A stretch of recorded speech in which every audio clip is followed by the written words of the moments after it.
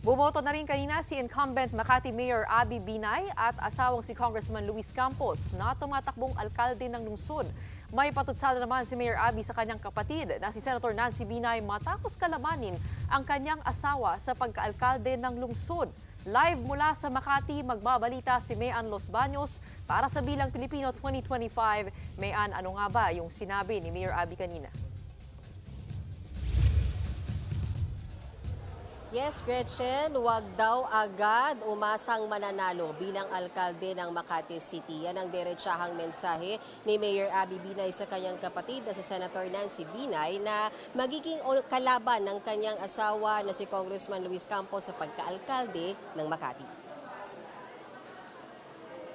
Pasado alas 2:30 ng hapon nang dumating si Mayor Abby Binay kasama ang asawang si Congressman Luis Campos para bumoto sa Nemesio Yabut Elementary School. Mabilis lang bumoto ang mag-asawa at agad namang nagpaunlak ng panayam si Mayor Abby. Tinanong ko siya kung bukas ba siyang makipag-reconcile kay Senator Nancy. Lalo't ayon sa kanyang ate, gumawa na siya ng paraan noon para mag-usap sila pero tila di raw handa si Mayor Abby. Sagot ni Mayor Abby, 6 na taon nang may lamat ang relasyon nila ni Senator Nancy. Hindi rin daw niya nakita ang effort nitong makipagbati.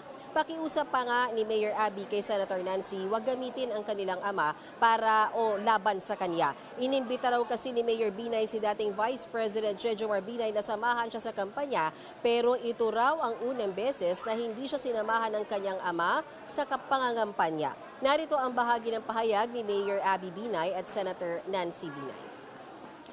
Ang pakiusap ko sa kanya, stop weaponizing our father because she's using our dad against me. Kung gusto talaga niya ng reconciliation, huwag niyang isabing magulang. I'm okay with my...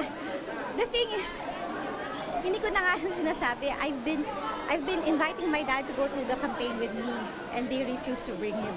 Sa Manok mo? Hindi sa daddy ko. Kasi alam ko, given a choice, hindi niya gagawin niya. Kanino sa Manok? Alam na natin kung kanino. I don't think we have to spell it out, di ba? Ako sa akin walang problema eh. More than willing to talk to her.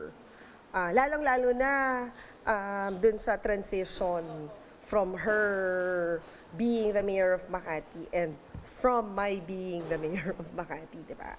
Kailangan, kumbaga, maayos na pag-turnover. And maybe yun yung opportunity na makakapag-usap kami. Siguro, yun na lang din, baka merong kailangan mag-mediate para ma-set up yung ganong pag-uusap.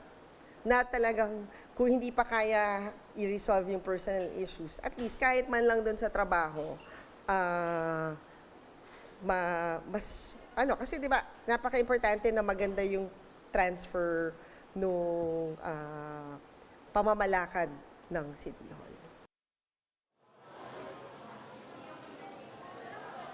Samantala, Gretchen, tumanggi namang sumagot si Congressman Luis Campos sa issue na siya raw ang dahilan kung bakit nagkakawatak-watak ang pamilya Binay. Magpo-focus na lamang daw siya sa serbisyong better na ibinigay ng araw ni Mayor Abby Binay at plano niyang higitan sakaling siya ang manalong alkalde. At mula nga rito sa Makati City, ako si Mayan Los Baños para sa Bilang Pilipino, bayan ang ipanalo.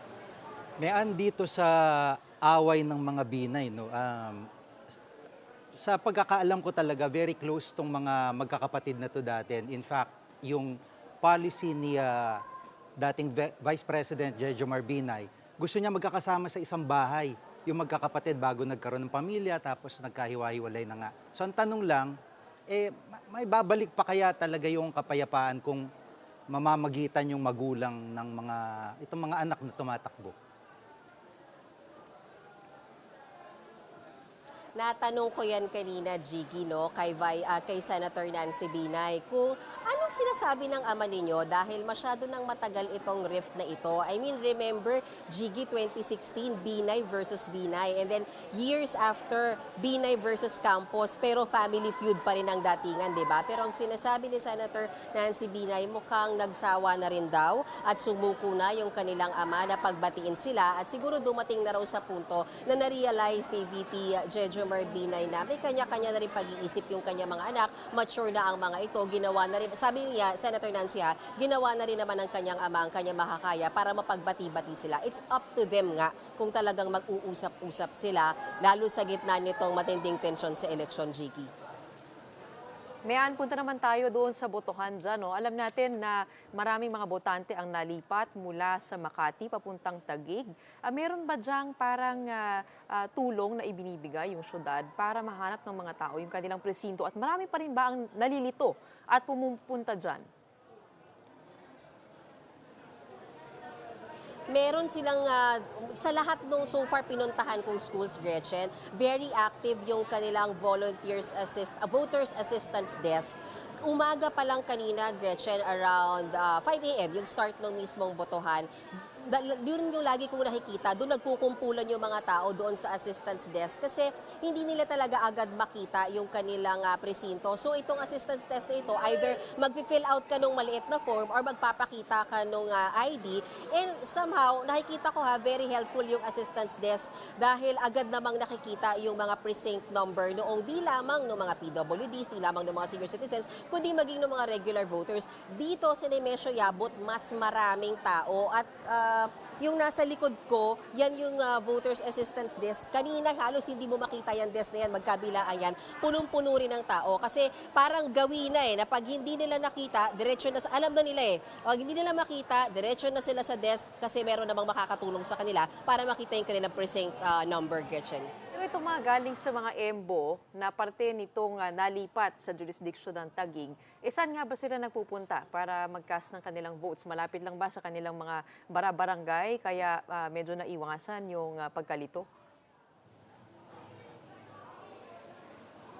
Yan hindi ko masagot no so far, Geshen, siguro yung ating nag-cover dun sa Taguig, no? Pero ang kaya kong isagot sa'yo ay nakita ko disiplinado yung mga taga Makati sa pagboto. Sabi ko nga, sa ilang mga schools na naikot ko mula kaninang alas 4 ng madaling araw, pipila sila, for example, yung regular voters, dapat 7 a.m. pa sila, di ba? Pipila sila ng 5 a.m. Pero hindi nila pipilitin na pumasok. Naghintay sila ng 2 hours para makapasok ng 7 a.m. So tinatanong ko sila, bakit nyo ginagawa yan? So for them, gusto lang nila ng maaga, so pipila na sila kasabay ng mga senior citizens, buntis, PWD, pero hindi nila ipipilit na papasok sila. Ang gagawin lang nila, maghihintay lang sila doon para pagbukas ng 7 a.m. for regular voters, papasok sila, makakaboto sila, tapos.